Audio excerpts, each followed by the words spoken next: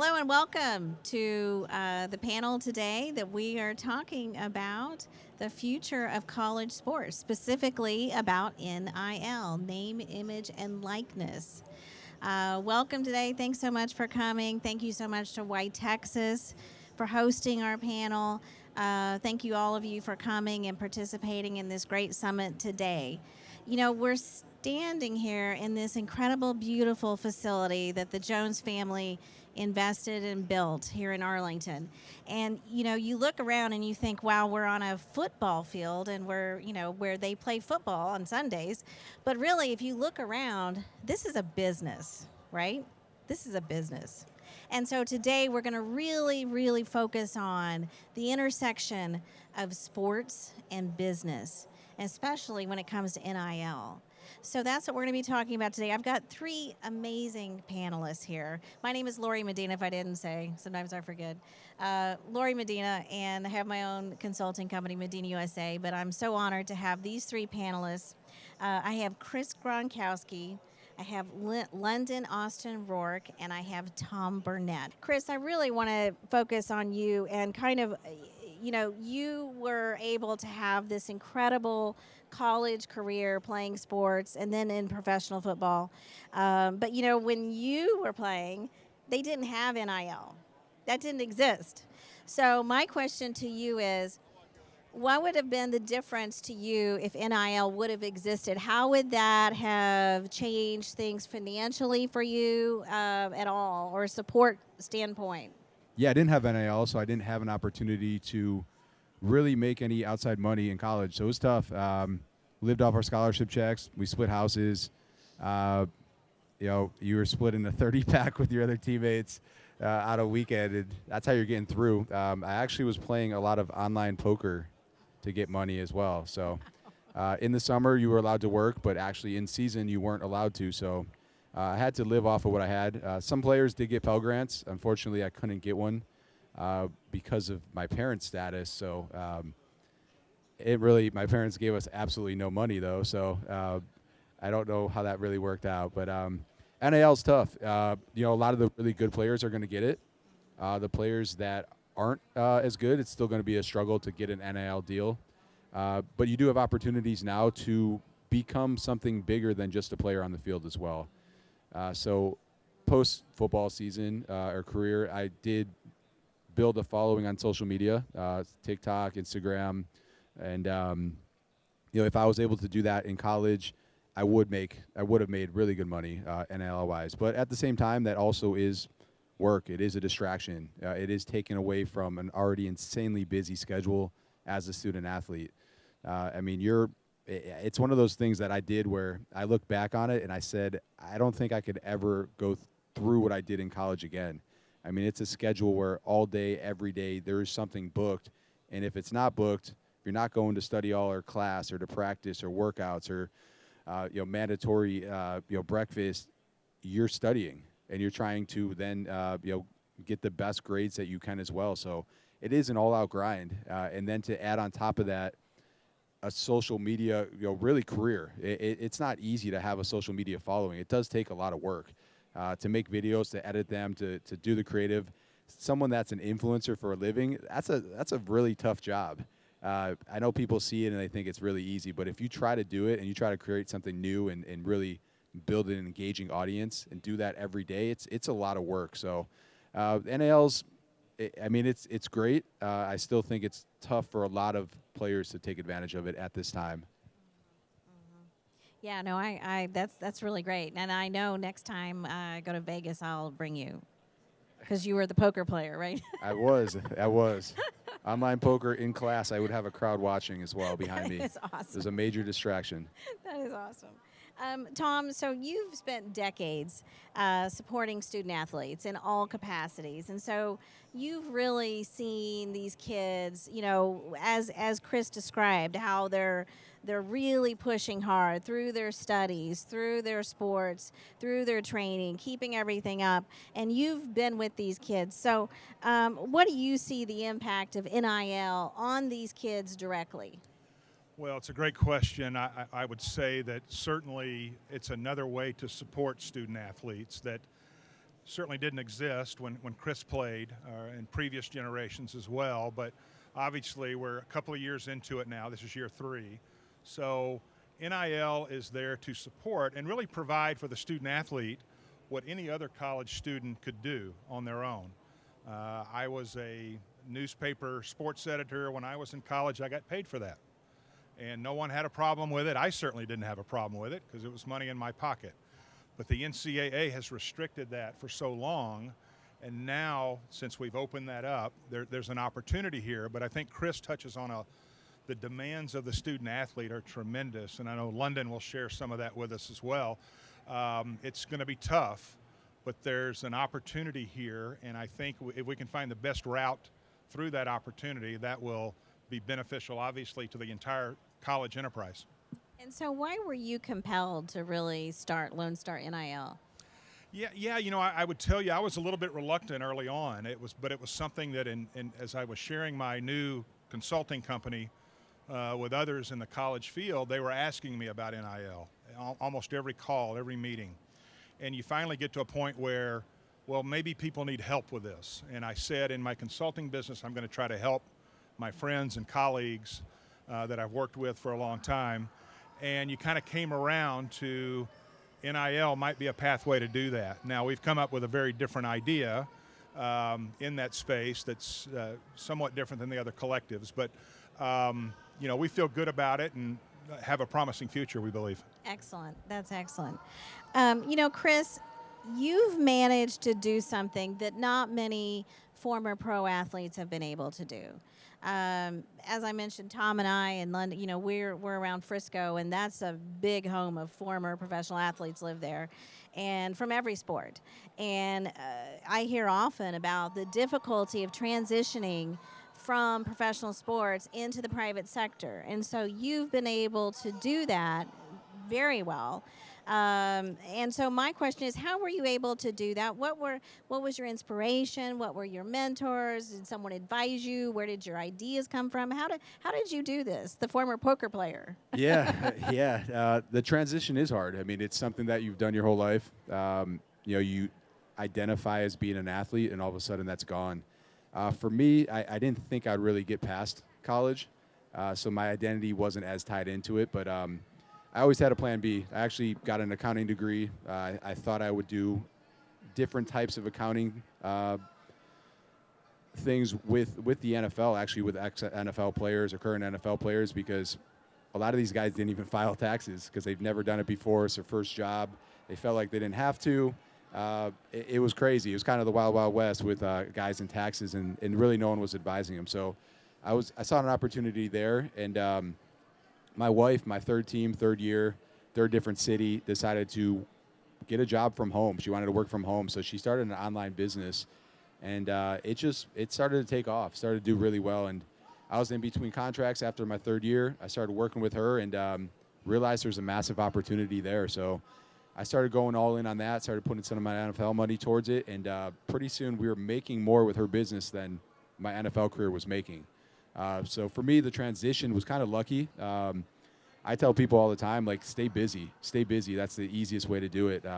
When you get bored, when you have nothing to do, it's always kind of that time you kind of get depressed. You don't know what's next. You don't really feel like you have a purpose. So I got through it just by working all day, every day on this new business. And I was probably working Saturdays, Sundays, all day, every day. And pretty soon I kind of forgot about football. And it's a grind, though. I mean, it's a tough job, and it's a very stressful job as an athlete. And when you walk away from it, you realize how stressful doing other things and being successful afterwards. It felt good. It felt like the right thing to do, and it was pretty easy to forget about football after that. That's awesome. Stay busy. I love that advice. So London. So you most recently played. You were a student athlete and played at collegiate football or volleyball. Sorry, this lady's loud. How do you see NIL as impacting the student athletes since you're closer to the situation from an age standpoint? Yeah, I would definitely talk about opportunity. Y'all two mentioned having a job while playing a sport. I was specifically told I was not allowed to have a job ever. I was not allowed to leave the city without permission. So I would just say it has an opportunity to make money without having all the extra time to do it. I would say it's definitely a different way of kind of creating that compensation. Secondly, as a female athlete, I think it's given a large space for women in sports. I have teammates on SMU where they're speaking on panels. Look where I am now. Getting to talk to younger females wanting to get into sports, attending these large NIL conventions, which is just really amazing, and giving them kind of a foothold in that professional space and teaching them that, they have the same opportunities and they have that stage to speak their voice. And you've talked to me about how when NIL started and not many of the student athletes really understood it. So what do you wish you knew from the outset of when it first started? I wish I knew there was more options than just DMing a business on Instagram. You go into your favorite restaurant and you're like, hey, will you give me a meal for free and I'll post it on Instagram? And they're like, what are you talking about? Like, who are you? It is great to see people like Tom doing things to kind of support and build those relationships to start. You're right. I think that would probably be kind of weird asking a restaurant owner, can I get a free meal? So, Tom, NIL, I mean, when you say NIL, it means so many things. It encompasses so many big ideas. And so can you just kind of differentiate to our audience here of the difference between kind of the big collectives, and they're kind of the ones that are getting a lot of publicity. What's the difference between those big collectives and why Lonestar NIL was created? Yeah, certainly at the highest level of sports, in college sports, especially in this state, Texas A&M, a University of Texas, other power schools, they're going to have a fantastic name, image, and likeness opportunity for their student athletes. They've been put in a position from a recruiting standpoint, they have to do that. They can't let the others out-recruit them, so it's an extension of everything else in college athletics. Chris is familiar with, London's familiar with. It's all very supercharged, competitive. What we looked at was there really wasn't a necessity to try to compete with those large school collectives. But I think there was an acknowledgement that in spite of having those wonderful opportunities for those athletes, not everyone goes to a Power 5 school. There are many more students that go to other universities and colleges in Texas. And that was kind of some of the thinking early on, was that instead of that collective that's only supporting that team, that school, could we develop a broader statewide program that takes in Texas high school graduates that go to Texas universities, large and small. We have over 100 universities and colleges in Texas, and then allow them some opportunity to directly connect with Texas businesses primarily, but then also prepare professionally down the road for, a future beyond sports that Chris has successfully entered into, that London's entering into now, and prepare them better, get them involved with business before they get to that point. And that's what we're trying to do, a little different model that doesn't compete with the collectives, doesn't go after individual booster money. We're going to try to go more directly to corporate brands, companies around the state. So, Chris, since you were able to really master that transition from sports, collegiate, pro, and then business, do you see the value in NIL being more than just a transaction between the student athlete and being something more, being something that furthers them down the line? Do you see the impact of that? Yeah, for sure. I mean, it's athlete in college. I mean, I didn't engage at all with any businesses. I didn't really understand how the whole business world worked. So when you start engaging with businesses and you start doing deals with them and you start seeing contracts for the first time, it's kind of eye-opening, and you kind of start seeing how things really work outside of college and sports that you've been doing your whole life. So it's a great start. I wish I dug into it more. I wish I did more internships and stuff like that as well. But I think NIL is going to really start pushing that, and players are going to really start learning more about business from a real life perspective earlier on because of NIL. Yeah, that's a great answer. So just giving students that just more awareness and visibility into business from what you're saying, that would in itself be helpful. So, you're a business owner and you probably, hear about workforce a lot and personnel and hiring and staffing, and you probably understand the challenges of that. So how important is it that Texas student athletes stay in Texas post-college, that they start their business careers and stay in Texas? What's the impact of that, and how important is that for Texas? I mean, that's super important. I still think athletes are going to make a great employee, kind of like what I went back to before, that if they can get through that and be successful doing that, there's so many different things schedule-wise and prioritizing and so many challenges and diversity that come up just from a college schedule as an athlete, that you're going to find a way to be successful in a business setting as well. So if you can keep that talent and keep that talent in Texas, that's just going to improve the workforce significantly. And London, to you, since you're the recent student athlete, how do you think other student athletes will see this opportunity of, again, not just being a financial transaction, but ultimately bringing more awareness to them and visibility into their future post-sports? Well, I do want to start this out with a few numbers. In 2022, Georgia's track and field team had 135 females and males on their team. I don't know if any of you know this, but track and field only gets 30 scholarships. So that means over 100 kids went with absolutely no compensation, including, books and schooling. And so I do think that financial part is an important part to hit, but talking about building a career after college, I had no idea what I wanted to do after college. I had some fun dreams, but I didn't know how to get started. And so, you go and apply, and I get told, well, you don't have any experience. And my parents always said, well, being an athlete was your job. Companies don't really like that answer. So, but I will say, now that you have this NIL opportunity, you can put I'm an entrepreneur on your resume because, you're selling yourself as the product and you have that, experience professionally. That's awesome. So, Chris, do you think the Texas businesses will have a better opportunity to connect directly to these student athletes before they leave Texas through NIL? Do you think there's a potential pathway there? Yeah, absolutely. I mean, anyone that we work with and it ends up being a great partnership, we try to advance that partnership. So if we're working with Texas athletes, and we try to do everything local as possible as well.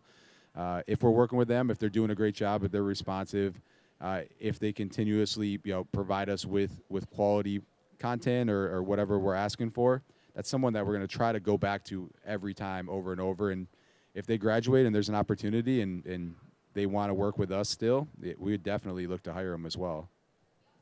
And Tom, so lastly, how do you see Lonestar NIL really serving the interests of Texas businesses?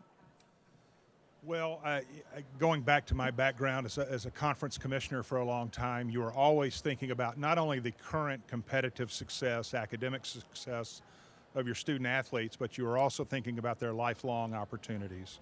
And I think that relates into the NIL space in that you're preparing everyone for the future. Chris touched on this. I think in any kind of meeting with business leaders, if you asked the people in the room to raise their hand if they played college athletics, most people would raise their hand, or at minimally a very high level of high school athletics. So there's great reasons to hire athletes. I think businesses will continue to do that. We're just trying to develop a better formalized way to ensure the Texas business community is aware of our program, certainly, but that student athletes are really great future hires going forward, and we're all going to benefit from that. Excellent. We have about 3 extra minutes, and I didn't know if anybody had any questions from the audience about NIL or how it worked, or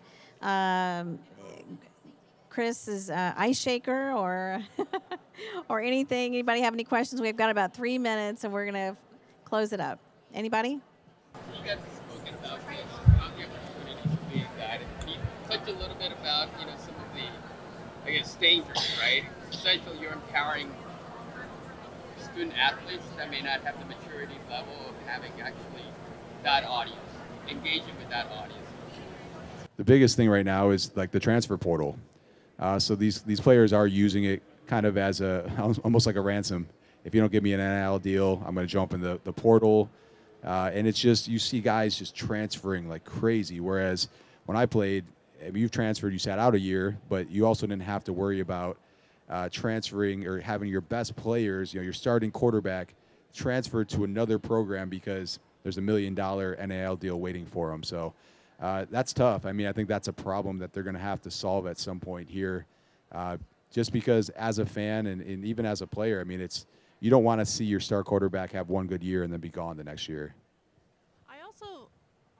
I also feel like that's why what Tom is doing is really important, is because you don't always have to go after these A-list athletes. You have these smaller D2, D3 schools. You can pair with these smaller businesses and make maybe a better connection without those high pressures and high standards of a performing athlete. I would follow up that with, in the collective space now, it's probably 90 to 95% booster driven. If you know the history of college athletics, booster driven initiatives aren't always positive. And there's been a history of institutions, individuals who have gotten in trouble. I think going forward, and what we're doing, we're trying to stay out of the booster space. We want to go directly to brands, directly to companies, and talk about NIL opportunities. That to me is a little more true NIL. But with any practice, you're probably going to run into some bad actors out there. And that's a danger, certainly, as you're dealing. I think the 18, 19-year-old you're probably referring to as the knucklehead I was at that age, and didn't have an idea, didn't have a business sense, any financial literacy to speak of, didn't know about paying taxes. And those are things that are front and center for these student athletes and some of these legitimate NIL deals. So the idea is we get to a spot where we're not only providing a financial transaction, which is at the core of this, but we're really preparing individuals for their future, not only as an athlete, but after athletics. And that is the idea that we're trying to get with here. Anybody else? Okay, well, can you join with me in thanking our wonderful panelists? And thank you to Lonestar NIL and Tom Burnett for hosting this panel. Thank you all so much, and thank you, YTexas. Have a great afternoon.